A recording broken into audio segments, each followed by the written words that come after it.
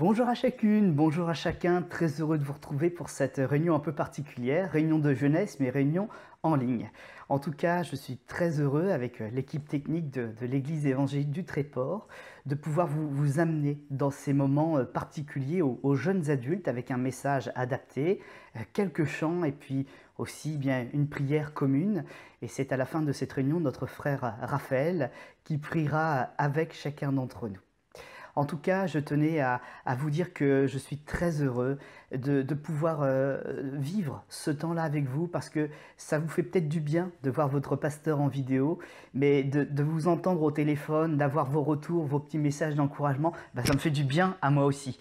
Que le Seigneur donc nous bénisse tous ensemble. Nous allons avoir donc quelques chants, comme je le disais à l'instant.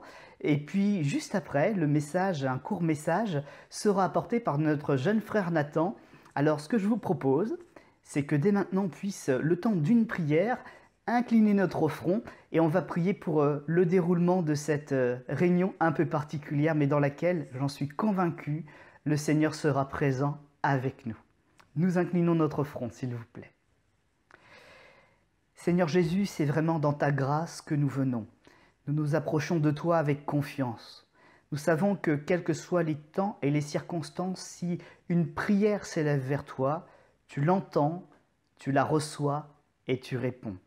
Alors merci Seigneur de bénir ces temps particuliers, mais ces temps qui restent des temps de foi, d'espérance et de joie de notre salut. Merci de bénir les chants, merci de bénir les foyers dans lesquels nous nous réunissons.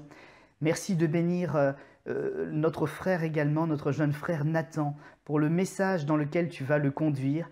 Merci de prier aussi, de bénir aussi, notre frère Raphaël qui se joint aussi à nous dans la présentation de ces moments. Que ton nom, Seigneur Jésus, soit glorifié et que ton peuple puisse recevoir de toi le beau message qui lui fait du bien, lui communique de la force et un salut éternel.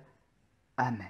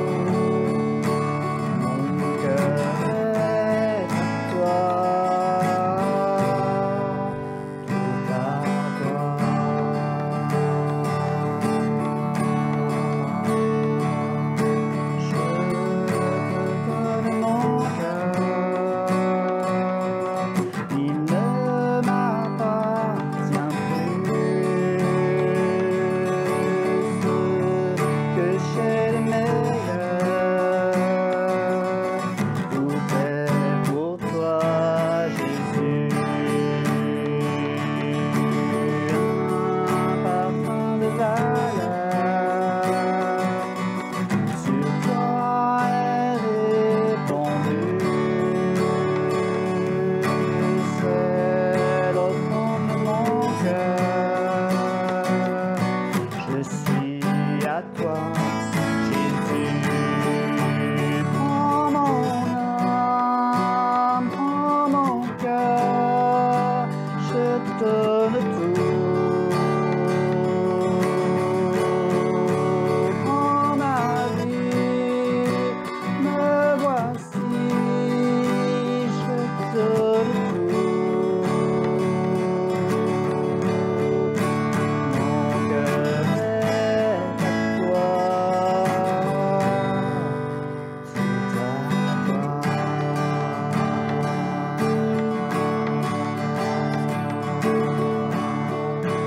Mon cœur est à toi, tout à toi.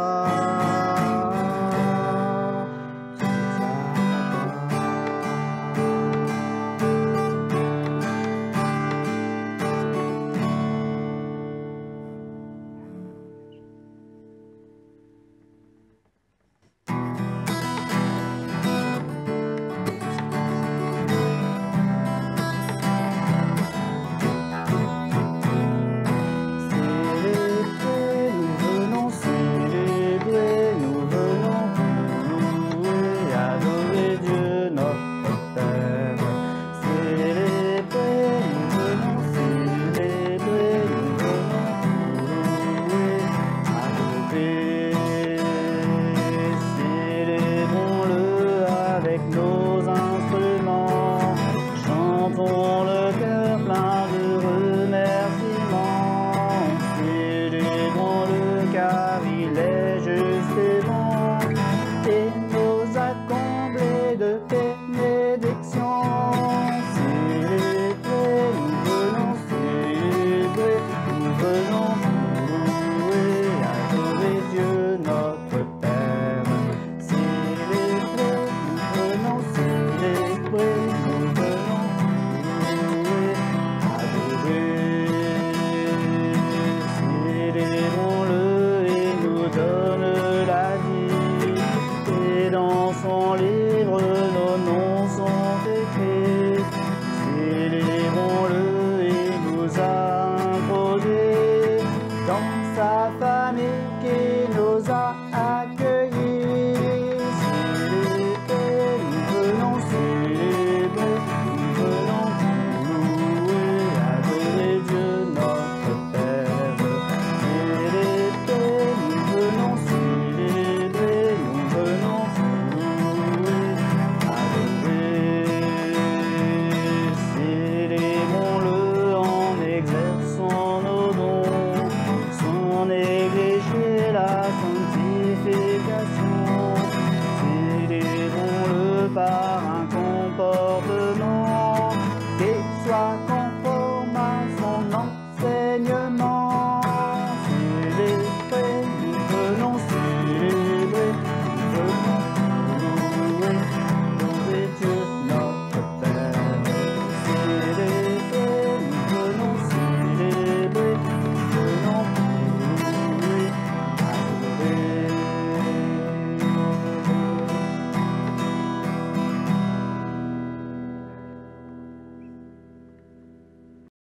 Voilà, bonjour à toutes et à tous, je suis très heureux d'être là pour vous apporter un message pour cette réunion de jeunesse.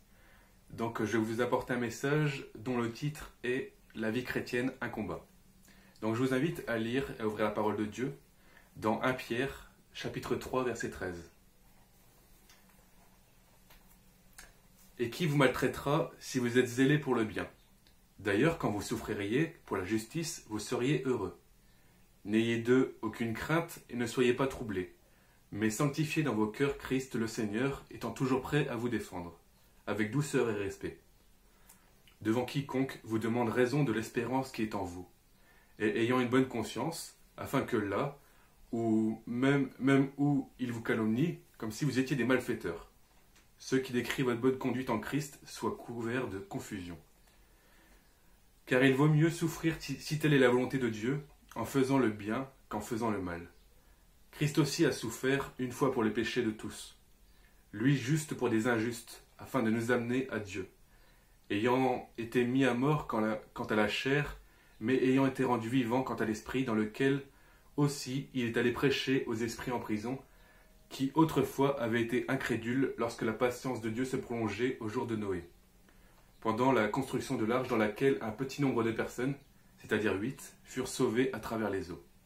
Ensuite, je vous invite aussi à tourner la page et nous allons lire donc, au chapitre 4 cette fois-ci et au verset 12. Bien-aimés, ne soyez pas surpris comme d'une chose étrange qui vous arrive de la fournaise qui est au milieu de vous pour vous éprouver. Réjouissez-vous, au contraire, de la part que vous avez aux souffrances de Christ, afin que vous soyez aussi dans la joie et dans l'allégresse lorsque sa gloire apparaîtra. Si vous êtes outragés pour le nom de Christ, vous êtes heureux, parce que l'Esprit de gloire, l'Esprit de Dieu repose sur vous. Que nul de vous, en effet, ne souffre comme meurtrier ou voleur, ou malfaiteur, ou comme s'ingérant dans les affaires d'autrui. Mais si quelqu'un souffre comme chrétien, qu'il n'en ait point honte. Et que, plutôt, il glorifie Dieu à cause de ce nom. Car c'est le moment où le jugement va commencer par la maison de Dieu. Or, si c'est par nous qu'il commence, quelle sera la fin de ceux qui n'obéissent pas à l'évangile de Dieu? Et si le juste se sauve avec peine, que deviendra l'impie et le pécheur?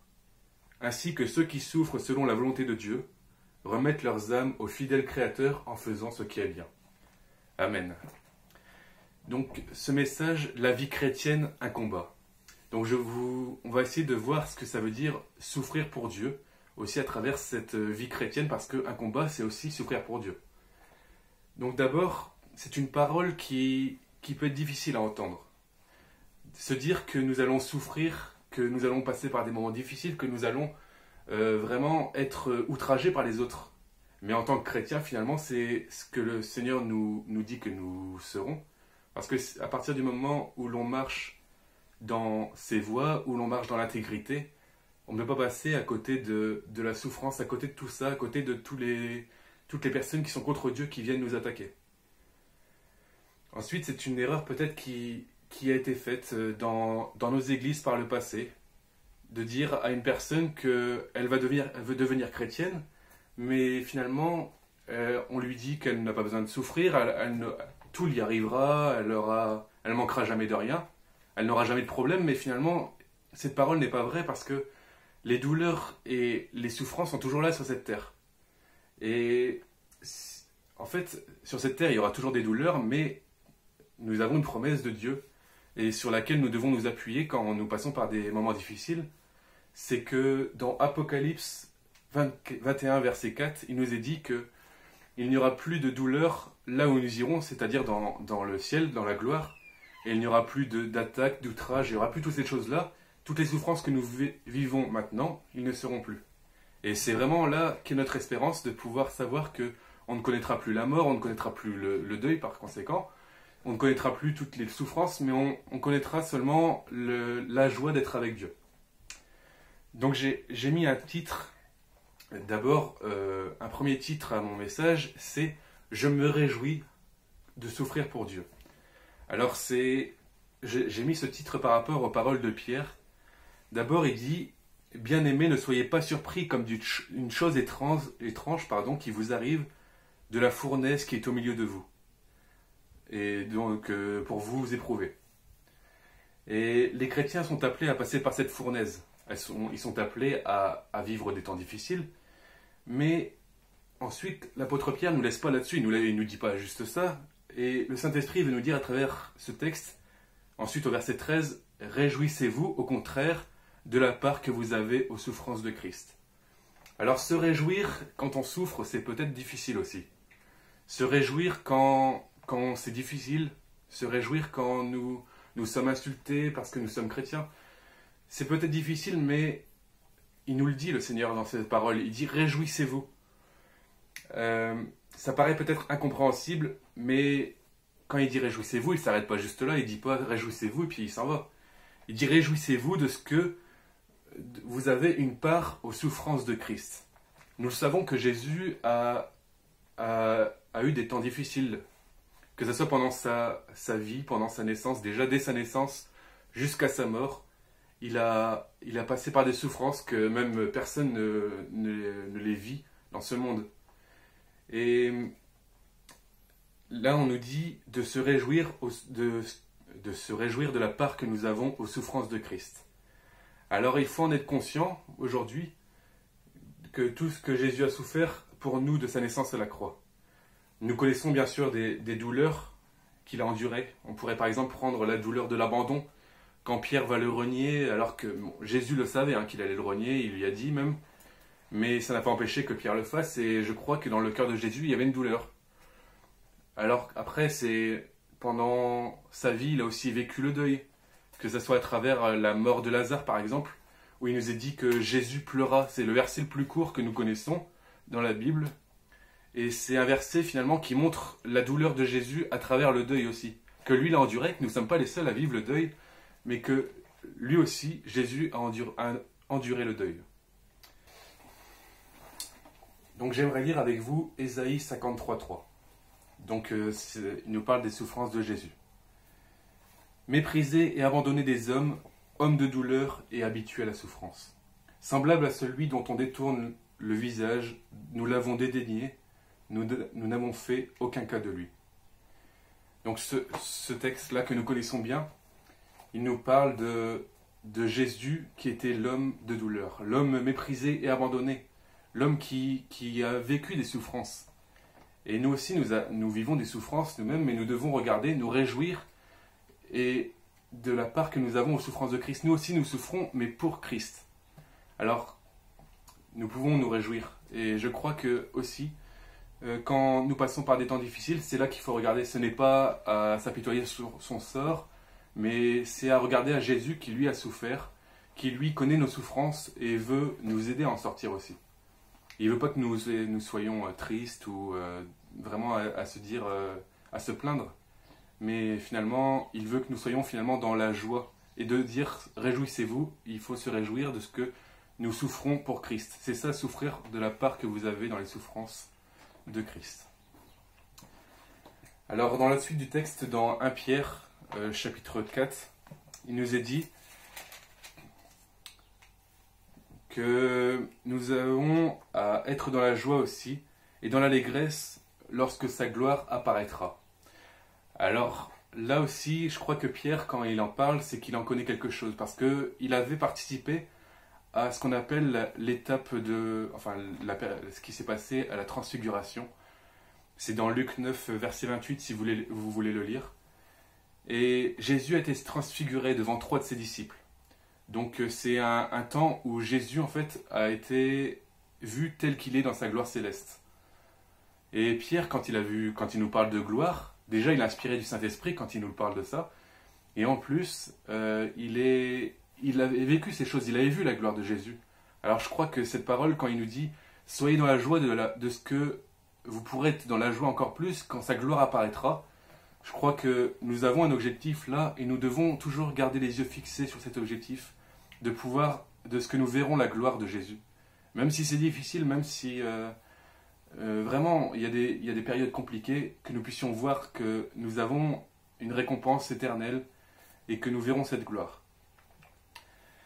Alors bien sûr, pour nous, cette parole est rassurante, mais je crois aussi que quand il nous donne tous ces... Après, on l'a lu tout à l'heure, mais je vous laisse lire.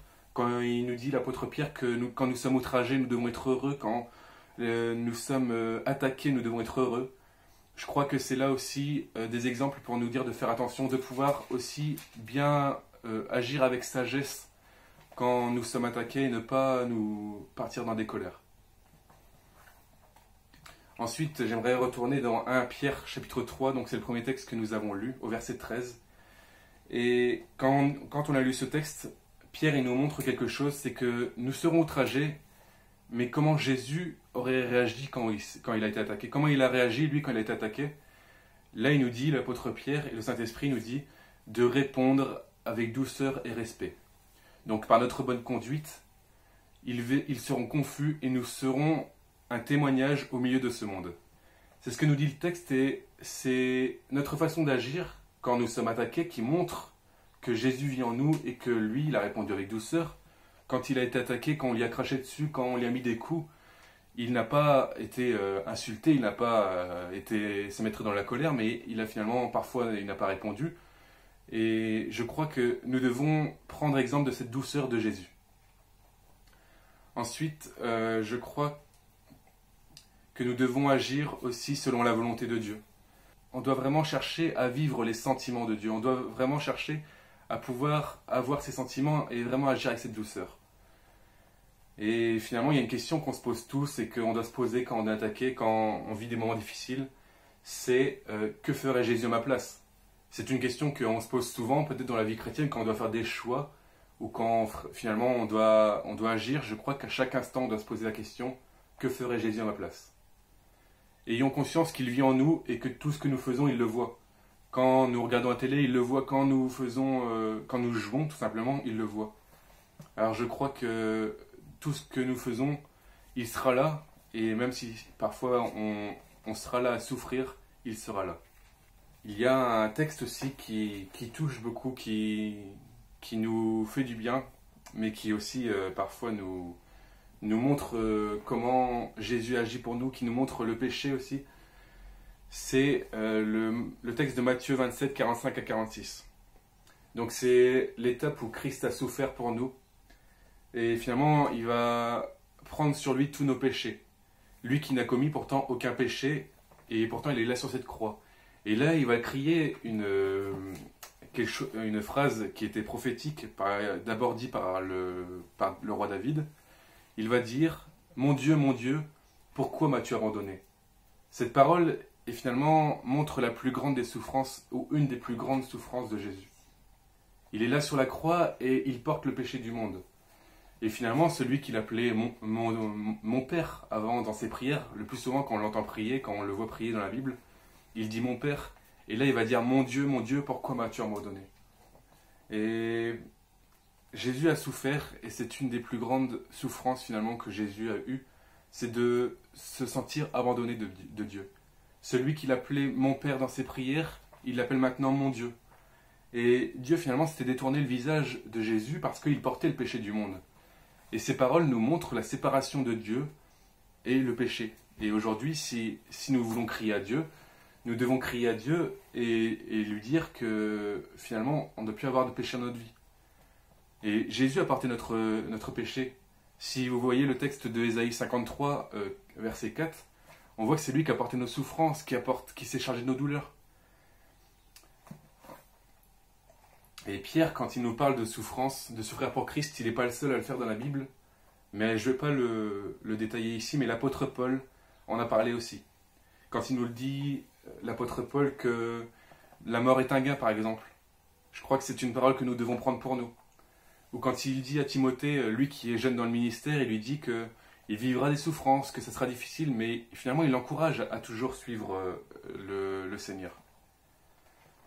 Ensuite, j'aimerais bien passer à une deuxième partie que j'ai mis comme titre « Tenir bon ». Parce que finalement, il y a des souffrances, mais il faut tenir bon avec le Seigneur. Déjà, finalement, le fait de savoir que nous souffrons, non pas pour nous, que nous souffrons comme ça, je crois que quand nous savons que nous souffrons pour Jésus, cela nous aide à tenir. Et quand on lit ce texte de Ésaïe 53, 4, on lit « Jésus a porté nos souffrances, il s'est chargé de nos douleurs », et nous lisons « C'est par sa meurtrissure que je suis guéri ». Alors si nous passons par une douleur physique, c'est là qu'il faut se confier, c'est en lui, regarder la meurtrissure de Jésus et voir qu'il nous guérit par elle. Pour tenir bon, il y a autre chose. Il faut aussi ne pas se confier en les œuvres de Jésus, mais il faut se confier en Jésus. Parce qu'il y a beaucoup de chrétiens finalement qui vont être chrétiens parce qu'ils ont vu des miracles. Et non pas que les miracles c'est pas bien, mais ils vont finalement se confier dans ces miracles. Et quand viendra la persécution, quand viendra les temps difficiles, ils vont faire quoi? Ils vont se confier dans les miracles de Jésus, dans ses œuvres, mais ils ne vont pas avoir cette vraie relation qu'il faut avoir avec le Seigneur pour tenir en tout temps. Et lorsqu'il vient l'épreuve, c'est dans ces moments-là qu'on les voit s'éloigner de Dieu. Je crois que nous devons faire le bon choix et savoir que quand nous sommes dans des temps difficiles, il faut regarder à Jésus et non dans ses œuvres. Jésus est notre secours et je crois que dans la Bible, c'est aussi un message qui revient souvent à nous. Et nous pouvons tenir bon en vivant avec une vraie relation avec Jésus. En lisant sa parole, bien sûr, non comme un livre normal, non comme un livre que nous lisons normalement, comme d'habitude, quoi, mais un livre qui est vivant et qui nous parle de multiples manières. et nous puissions la méditer aussi pour nos vies. Est-ce que toutes les situations dans nos vies, la parole de Dieu a les réponses à ces questions que nous avons? Jésus nous dit, n'aie pas peur, ne t'inquiète pas. Mais dès le matin, loue son nom. Que nous puissions dire comme le roi David, même si je passe par la vallée de l'ombre de la mort, je ne crains aucun mal car tu es avec moi.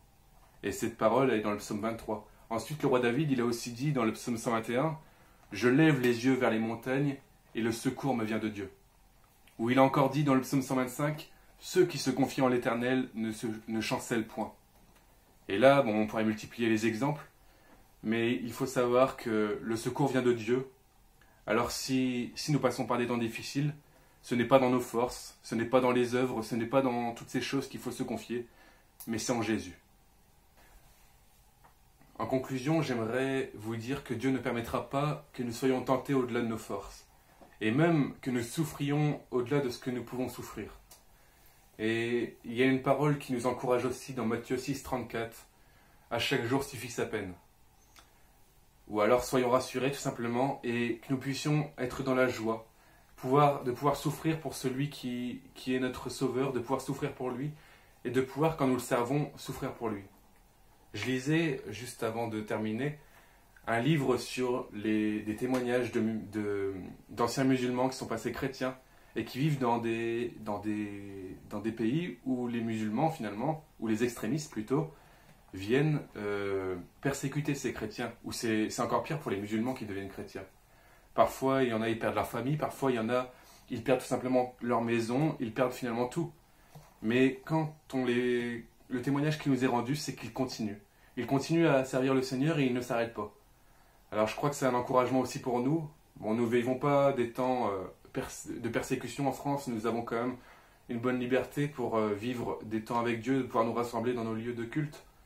Mais que nous puissions aussi être ces encouragements, être dans les prières pour nos frères et sœurs qui vivent des persécutions difficiles. Et que nous voyons que même au-delà de toutes ces choses, Dieu, lui, il peut nous aider. Alors il faut se confier vraiment en lui.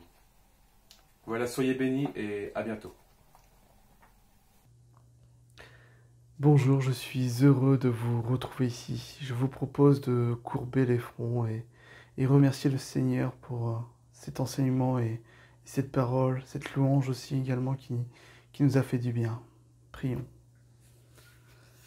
Seigneur, merci pour cette occasion de rassemblement, Seigneur, cette réunion de jeunesse, Seigneur, qui nous fait du bien, Seigneur. Là, nous avons entendu ta parole, Seigneur, qui s'est déposée sur nos cœurs, Seigneur. Et nous voulons te remercier, de nous rassurer également, de nous tenir la main, Seigneur, dans ces moments difficiles que nous passons avec ce virus, Seigneur. Nous savons que tu es là et nous craignons rien, Seigneur.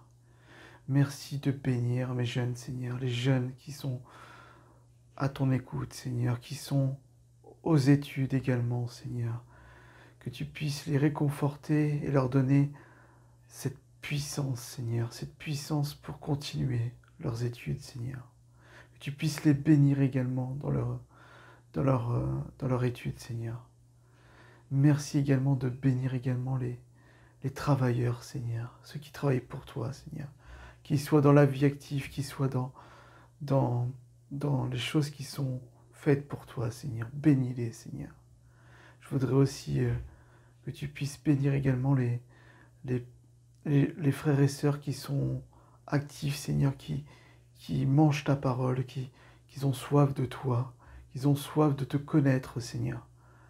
Nous voulons vraiment te les apporter, Seigneur. Je voudrais, Seigneur, que nous pouvons t'exalter, Seigneur. Nous pouvons élever les voix vers toi, Seigneur. Nous pouvons dire quel Dieu merveilleux tu es, quel Dieu magnifique, Seigneur. Tu es le nom au-dessus de tous les noms. Tu es l'alpha, l'oméga, tu es tout, Seigneur. Tu es notre maître à tous, Seigneur. Et nous voulons marcher pour toi, marcher pour que nous puissions faire ton plan si parfait, Seigneur.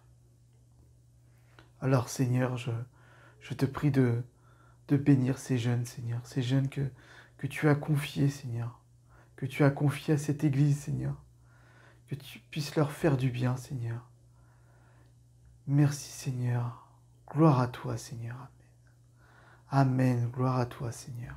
Amen.